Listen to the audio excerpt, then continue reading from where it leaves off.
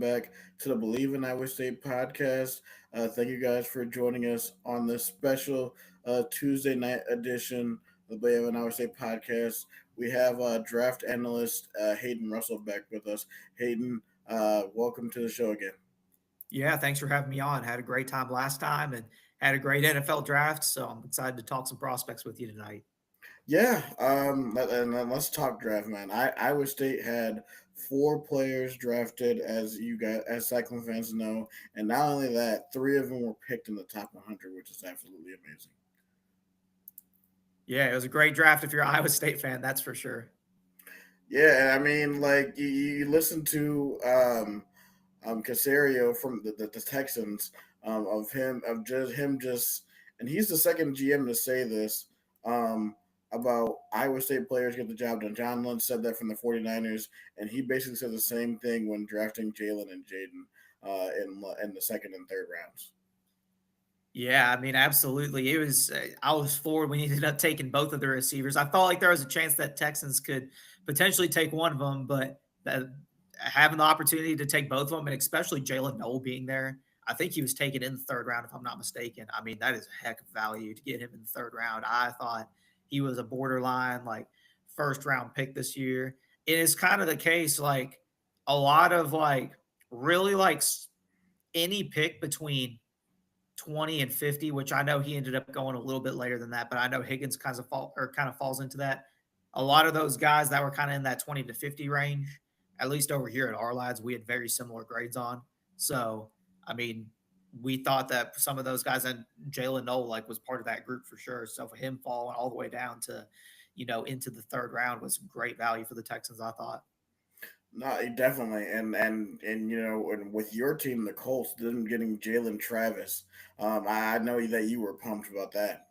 Oh, most definitely, absolutely. You might have remembered the last time I was on the show, I hadn't done all of my full prep on Jalen Travis yet. I knew he was big, I knew he was a great athlete, but I didn't know a whole lot about him. Well, lo and behold, the Indianapolis Colts, my team ends up taking him. So now I kind of got to familiarize myself with him. So he's big. I remember seeing him in person when he was at the Senior Bowl. I mean, Hmm. he stands out like a sore thumb, even amongst giant human beings, that are there playing offensive tackle. So he's big, and to have someone that's as big as he is, it can move like he is. He's got a chance to be a special prospect. There's a couple things, pad level being one of them, that Right. he still needs to continue to improve on. But I mean, getting him in the fourth round is pretty solid, for a developmental tackle.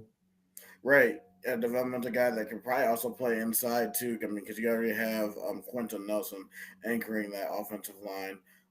So I mean, maybe there's some. Maybe he can switch it, go to one of those guard positions. I Bleav that was one a need for the Colts. Oh I'm not. yeah, the right guard position is totally open. They've talked about potentially putting Matt Goncalves down there. Mm-hmm. He was our I can't remember what round he got taken in last year, but he's a potential candidate to move down in there. And what I think they drafted Jalen Travis for was to be that swing tackle, whereas Yeah. they thought maybe, Matt can be that this coming year. But if he's going to potentially be moving and being, inside and being our starting right guard, or potentially Jalen Travis could be that, but Right. maybe a little too big to play guard on the inside like that. But you also got a big quarterback in Anthony Richardson, so can be able to see over him. So I don't That know. is. Yeah. That's very true, man. It's an awesome time. Um, there are a few questions I wanted to ask you because I remember you bringing up your draft guide last before we ended the show. I guess for the Cyclone prospects, how accurate were your projections for each player? Like, were they like sort of close to what you thought they were going to be get picked at? Or Yeah, I think we were pretty head on with most of them. I'd say the two big ones that we missed out. I did have a draftable grade on Bleav. I thought he would certainly get drafted. He obviously ended up going undrafted. I think he got picked up by the Falcons, if I'm not he mistaken. did, yes. A pretty solid spot for him. And then I felt like we were a little bit excuse me, on Jalen Noel than the Yeah, consensus. I think we even put him like borderline, like I said, in the first round. So that's what in regards to getting him in the third round, to get someone as explosive and as crafty as he is. Like personally, I think he can be like, he's got the potential to be like a Pro Bowl, like consistent Pro Bowl level receiver at the NFL level. So he's a guy that I would keep an eye on. Yeah, I mean, I was looking at one of the Houston clips, and one of the Cyclone writers on another famous Iowa State podcast said that his comp that he thinks for Jalen Noah is Julian Edelman. So I mean that's high. That's really really high praise when you think about it right there. But like you see the production fits with that potential. So it's not really crazy when you think about it. I thought it was really funny because I'm 100%. I'm not a big like player comp guy. It's just Yeah. not my thing. It's hard to compare players like that. But when I was watching Jalen Noel in the offseason before we got into the draft, I was like, man, he kind of reminds me of Tank Dell a little bit. And then, of course, the Texans end up taking him. I just think they have very similar like play style. And I wouldn't say like I think it'd be too strong to say he could be a replacement for Tank Dell because Tank Dell is such a great player.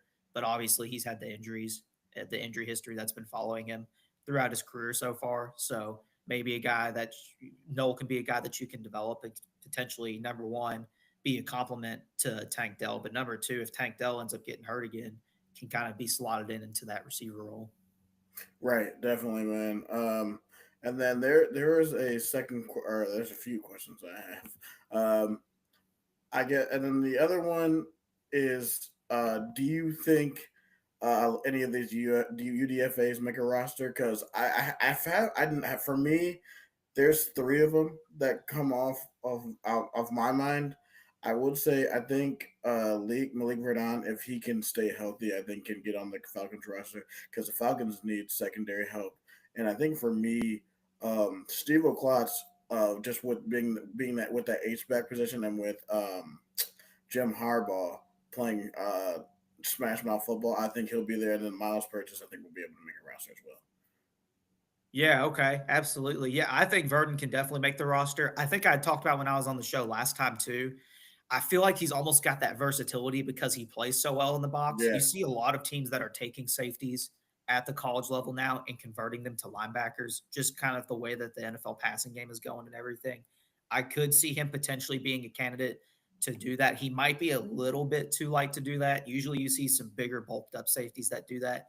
And he's certainly bigger. I think he was what 6'3" or 6'4" and yeah, had some good weight on him and everything like that. He's certainly a bigger type of player. So I think he could obviously work in at safety, but also like potentially be like a plug in like linebacker too. Who I thought his box skills were pretty impressive. So that's my take on it.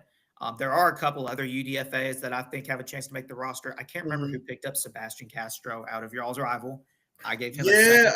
I gave him a second round grade yeah, this year, and he did went all the way to undrafted. That was probably the biggest shock of the draft to me because I thought, and I'm sure you all noticed over the past few years that he's been there, he's a really, really talented player. I thought yeah, maybe I don't know. I really don't know because I thought he has the chance to be a really good nickel at the next level. He's got yes, versatility to play deep safety as well, but I'm a little confused by that. There were a couple other guys that I had noted down as well. Xavier Restrepo.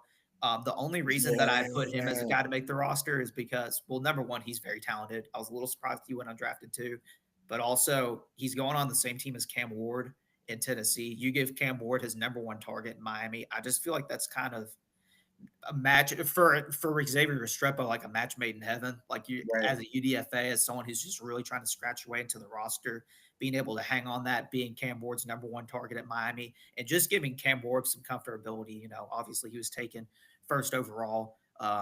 Just giving him some comfortability coming in the door immediately could be a guy that can make the roster. Nick Nash won the Triple Crown amongst receivers.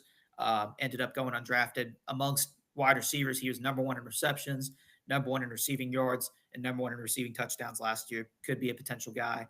And then Jay Higgins, who is super productive. I know he's not like an athletic freak. He's undersized for the position, but for a guy who had 295 tackles over the last two seasons, I mean, I know he ended up going to the Ravens. To hmm be able to get that type of value just from a UDFA, I mean, he's a talented player. We think I know our GM over here, or our associate GM over here at OurLads, yeah, really likes him as a guy who could potentially make the Ravens roster for his ability in zone coverage. So someone to keep an eye on.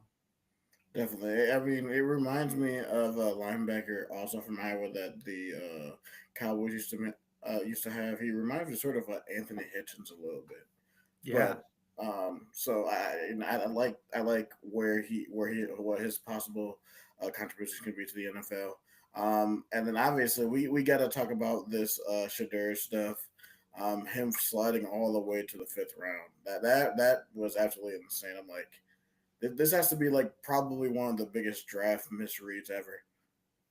Yeah, absolutely. And it's hard because I don't want to comment on it too much because obviously I wasn't there. I know my Hmm. guess is it's because of how he interviewed or some Right. character concerns or Yeah. whatever it may be. Because in my personal opinion, it's certainly not from the play. I thought he was Wow. No. certainly a much better quarterback talent wise than a Yeah. fifth round pick. So the only thing that I could think is that something happened during the interviews or uh, obviously he's been in the headlines all the time, over the past, couple of years, just based off of, he's got a big personality. That's who he is. And, maybe some teams were drawn off by that. I don't know. It's hard to say because we're not there. All these teams that were, were in the top 10 had an opportunity to really sit down and speak with him. And maybe they just didn't like what they heard. So I don't know. It's a mystery to me too. And I don't want to speculate too much into it, but Cleveland Browns getting Shador Sanders in the fifth round. I mean, I'm not saying he could walk in the door and be their starting quarterback right away. It's tough to do that as a rookie, especially a rookie in the Hmm. fifth round, but he's got the talent. I mean, it's certainly there to be able to do it. Yeah, especially with the way that quarterback room looks now, I definitely can possibly see it. There's definitely a path for him to start. Um, so I wanted to go back to Iowa State for a second, then we'll go back to more draft stuff. Um, and now for me, I guess which player has a chance to win Rookie of the Year? Obviously, it really depends on the type of receiver that's that CJ will want to throw it to, because basically the comp that I've heard for Jaden Higgins was Nico Collins. That's what Texans fans say. Here we got another Nico Collins. So Yeah, absolutely. And is this question based off of Iowa State prospects who has the best chance to win Rookie of the yes, Year? yes. I'm going to take it in another direction. The only reason is because Ooh, I don't know who's going to come out of the Texans receiver room in the starting group. I assume, just from my opinion, as you've heard, I think Jalen Noel will be one of the starters. I don't know if yeah. Jaden Higgins is going to be one of the starters. I'm actually going to throw it over to Las Vegas, talk about Darian Porter a little bit. Yes. Yeah, Yeah. him landing over in Vegas where he's getting to be coached by Pete Carroll. I mean, he's obviously, as we've talked about, and as you all have seen, big corner, long corner. He is fast as heck. And really, if you look at the guys that are ahead of him, it wouldn't be too crazy. Let me pull up so I'm getting the names right Sure, here sure. real quick. But I mean, the guys ahead of him right now are Jacorian Bennett. They have Eric Stokes, who came over from the Packers. I mean, he's going to have a shot like immediately to walk in there in week one, be a starting quarterback or cornerback, excuse me, in that room. I'm not saying that the two guys ahead of him are scrubs or anything like that. They're both good players, but obviously we know Darian Porter is very talented. I talked about when I was on the podcast Hmm. last time. He's one of those players that if you're a coach, you just absolutely love him. He's always going 100%, 100% of the time. And I think that's going to be able to translate well to the NFL level as well. No, definitely, and just the fact that he was there at 67, and even like I know like one thing that you were like sort of concerned about was his age, but the fact that he was still like a top 75 pick and getting that type of value at that level for the Raiders, that's really really good. Yep. And at the end of the day, I mean, he's old. He's old, but you know what? He's on the Las Vegas Raiders now, so he's going to have opportunity to, say age isn't going to matter for me. And I mean, 25 years old as a rookie shouldn't matter to him. Maybe it'll matter down the line when he's getting into his 30s and everything like that, earlier Hmm. than other guys in his class. Okay, but for the immediate future, great value, I thought. Definitely, and then you can use him. He's a ace special teams guy, so special teams coordinator's gonna love him. Be like, yes, you go in there, block a kick for me. Yep, no doubt. No matter what, he's going to have opportunity to play this year. I mean, it's starting week one, whether it's on special teams or whether it's on defense. Yeah, and then yeah, obviously you personally with your Colts fandom, I want to know your thoughts about what the Colts draft as a whole. Colts draft as a whole. So I thought coming into the draft, I think the big hole that was on the roster is they just missed that big physical pass catching tight end in the passing game. I just Yeah. feel like for a quarterback like Anthony Richardson, who's entering year three, really year two, because he was hurt most of his first year, this Mm-hmm. is kind of like the year. Like Anthony Richardson has to stand out this year. We have to see Right. something that makes us comfortable in Anthony Richardson as our starting franchise quarterback moving forward. Or maybe you don't. Daniel Jones is your quarterback. Obviously, I know the Colts hope that isn't the Right. case, but it's good to have that insurance. They just need to surround him with a big physical playmaker over the middle of the field. Tyler Warren can be that guy. He's going to be physical in the or as a blocker as well. I know the Colts have Mo Ollie Cox, who they really like as a run blocker, but he getting Tyler Warren there at 14, I thought was the slam dunk of the Oh draft yeah. for the Colts, I should say. Like if coming into the draft, I would have guessed.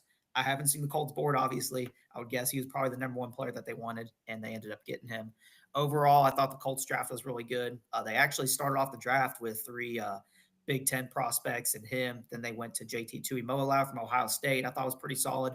Justin Wally, I thought was a really surprise pick. He was a corner from Minnesota who they took in the Mm-hmm. third round. We had a much lower grade on him here at OurLads, but it's very evident that Chris Ballard likes his cornerbacks with ball production and with a lot of experience. I think he was a 4-year starter, just off the top of my head, Yeah. at Minnesota. But thought it was pretty solid overall. They ended up getting a quarterback late too, just in case something does happen. You at least have your developmental guy in Riley Leonard. So pretty solid overall by the Colts. I was pretty happy. Yeah, no, it was a solid draft by them. My roommate's also a Colts fan, so he was asking me, "Hey, what'd you think?" I was like, "Well, you got one of my guys." He's like, Yeah. "So I'm gonna have to get a jersey now." I'm like, "Yes, Yeah, gonna have to definitely get a can't jersey." forget on Jalen Travis too. I know I talked about him earlier in the show, but I'm pretty excited for what he can do. Just having a player as big as he is and the potential that he has can certainly be a good developmental guy. I know on the right side of the line of scrimmage, Braden Yeah. Smith, I know he had talked about it publicly, but he had a problem this year or this past year that caused him to Mm-hmm. miss a lot of games. He'll be back, but he is also still getting older. So at least having a guy like Jalen Right. Travis who could potentially develop and, maybe in the future he ends up being your starting right tackle. I don't know, but it's good to have a player like that on the roster. Yeah, and then I just wanna talk about my Cowboys real quick. I mean, I know, like, obviously, everybody's like, "Oh, we need a wide receiver. We need a wide receiver." And obviously, we still do. Um, but I do like the. It took me a while because I was sort of mad with the pick at 12 because I thought for sure it was going to be a wide receiver, but we went O line with Tyler Booker out of Alabama. It took me a minute, and then I listened. There's a Cowboys content creator who really does really good film breakdown, and I Mhm. was really really sold on that pick. And then at 44, Donovan Iziraku from Boston College, the edge. I love that pick at 44. I shouldn't be saying this right now because I really love JT Tuimoloau, but the Yeah. Colts picked at 45, and the Cowboys are picking right ahead of them. And I was just sitting there thinking, please, I pray that Donovan Ezraku is there at 45. Please let him be there. And then, of course, the Cowboys take him right before the Colts. I think a heck of a lot of Donovan Ezraku. I think he can be a guy that can walk in and potentially be like a consistent double-digit sack guy throughout his career. So Dallas getting him in the second round there at 44, I think he can be a perennial pass rusher for them for the years to come. They also got Siobhan Ravel in the third Yes. round, who, if he was healthy, just based off of his athletic profile and his play and everything like that, if he played this year, he could have been talked about in the first round conversation. So getting him there in the third round, and I know, gosh, his name's Deron Bland. I believe he's a free agent after this year too. So Yes. whatever they want to do with Deron Bland, if they want to bring him back, if they want to let him walk so that they can let a younger guy step up. I mean, now you got Revel there who could potentially be that guy too. Yeah, and they also got some good value later in the round, later in the draft. I like the Jaden Blue pick out of Texas, and also the Phil Maffa pick in the seventh round with the two running backs because that is a position that the Cowboys desperately needed. And I also like the Jay Toya pick from the D tackle from UCLA. Yeah, I thought it was pretty solid overall. I thought they came in and set or did what they set out to accomplish. I know that they really tried to bulk up. Obviously, in the first two picks, O line, edge, and then Mhm. towards the back end of the draft, they went back into defense. I know they picked two defensive tackle. They got the one from UCLA. the one from Maryland, and also Cornelius from Oregon as well. So Right. I know he didn't get a whole lot of the limelight because he was across from Josh Connerly, but Right. pretty solid player too. I think Dallas ended up with a pretty good draft overall. Obviously, they really needed a running back too, just because of Right. who was in the backfield last year. So they ended up getting two of those guys. We'll see if either of them can develop into potentially a starting running back. Jaden Blue, I remember talking in the summer last year because Texas has had so many running backs that Right. have come out over the last couple of years talking about him as a potential breakout guy, and he certainly was that. So think he could potentially be that guy and getting Phil Maffa in the seventh round, a guy that's as productive as he was at Clemson. Probably won't be a guy that steps up and contributes right away, at least in the backfield. Could be a guy that you develop who could be, pretty solid depth for the years to come. Definitely, man. I'm really, really excited. Obviously, with Shadi taking over the reins, it's gonna be interesting to see how he approaches this offseason with Dallas.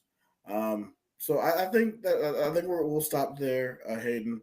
Thank you for giving me your time. And just a few things before we go. I just have to do a few podcast things before we go. So the Bleav in Iowa State is a top 15 podcast, sports podcast in the state of Iowa. So thank you everyone in the state of Iowa and all listeners for listening to the Bleav in Iowa State podcast. Also to make sure to follow us on social media at Twitter, YouTube, Facebook, TikTok, and Instagram. And since this is a solo show, you can find me on Twitter at SciTie and Hayden, if you want. Can you tell us where everybody can find you at? Yeah, absolutely, for sure. You can find me. I should say the number one place you'll find me is on Twitter or on X, I should say. It's at HNRUSSELL, HN Russell.